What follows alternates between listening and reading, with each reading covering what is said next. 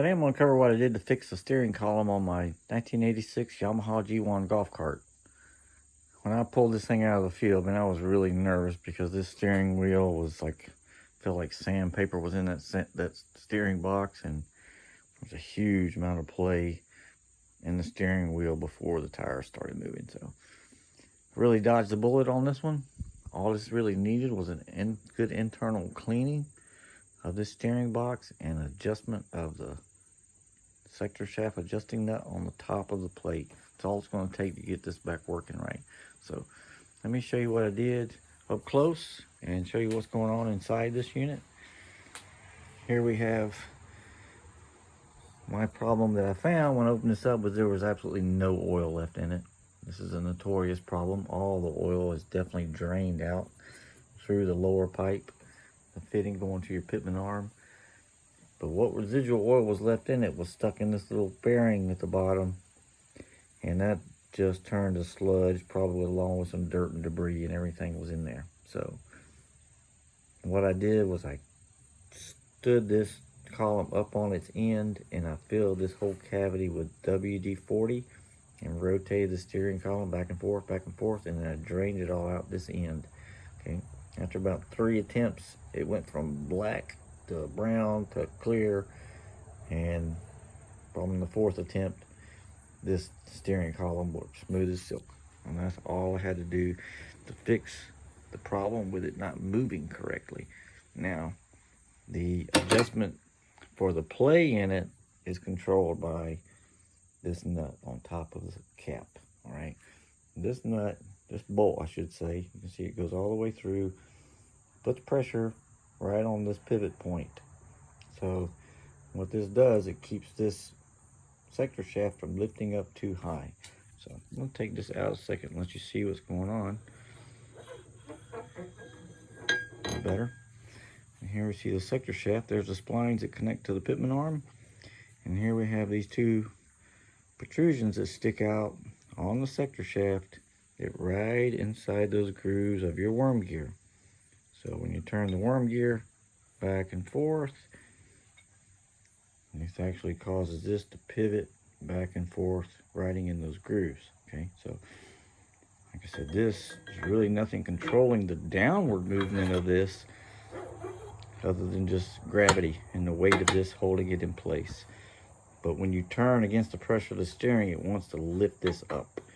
So you have to properly set this screw on top. Now, the way you do this is you loosen the lock nut and you turn the screw. My advice to everybody on this is do not overly tighten this. Overly tighten this, you're going to be putting so much pressure down this piece. All you're going to be doing is wearing out these metal parts. I don't care what kind of lubrication you have, it's going to wear them out. So we're going to set this to where there's still a very slight amount of up and down movement when you push on this shaft just a little bit, okay? Mine right now is just ridiculous. If I can hold the plate, and right now it's a big movement when this is on, so this needs to be tightened up. And the consensus everybody's doing now, instead of using the 90 weight gear oil that's definitely going to leak out, is to fill this cavity with grease. I read one guy call it out a aught grade marine grease. I think most people are just putting some kind of wheel bearing grease in here. I think you're good either way.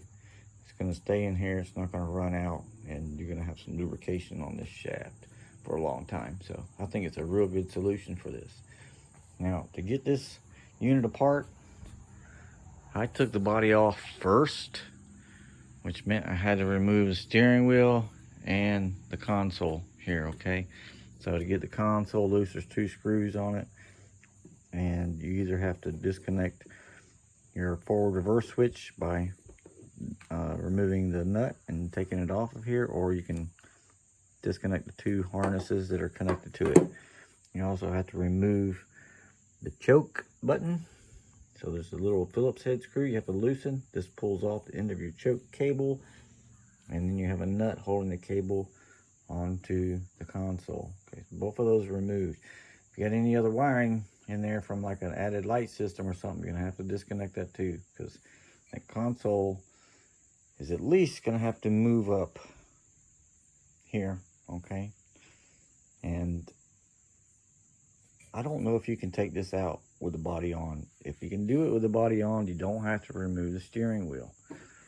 I pulled the steering wheel off because I had to take the body off first. And so to do that, it's a 17mm socket, and I used a 3-jaw puller to pull that out. Probably not the appropriate tool, but it worked for me, okay? And once you get the steering wheel off, the console off, now I removed the pitman arm from the bottom of the shaft. I don't trust doing any of these adjustments with that pitman arm attached to this.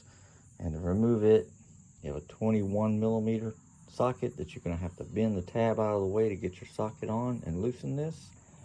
And then you're probably going to need some type of a puller like this to be able to pull the pitman arm off of the steering shaft. Make sure Annie sees these splines on this shaft and your steering column, but when you put this back together, so none of this is that hard to get apart like the next time. After you got the pitman arm off, 4 bolts holding the steering box onto the frame of the golf cart. Okay, so like I said, it's a little bit difficult getting that gearing box out with the body off. I really don't know if you can do that with the body on. Maybe somebody can chime in and let us know, but I'm not sure I'd want to even attempt it. It's not going to be easy. And when you go to put this back together, let me just say this too. When you go to put this back together, make sure you're in the center position, which is where I'm at right now, okay? I don't care where your steering wheel's at. It could be wrong. Who knows what's maybe been done to it in the past.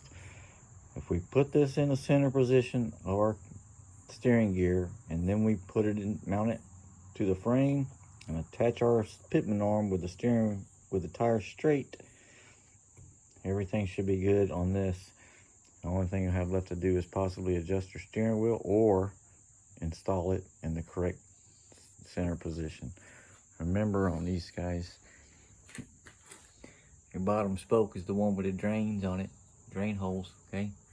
Make sure you get that right, because if you have this stuck in the water and you have it like this, the water's gonna get stuck in here. So drain holes on the bottom. And hopefully I explained a few things to everybody how this works.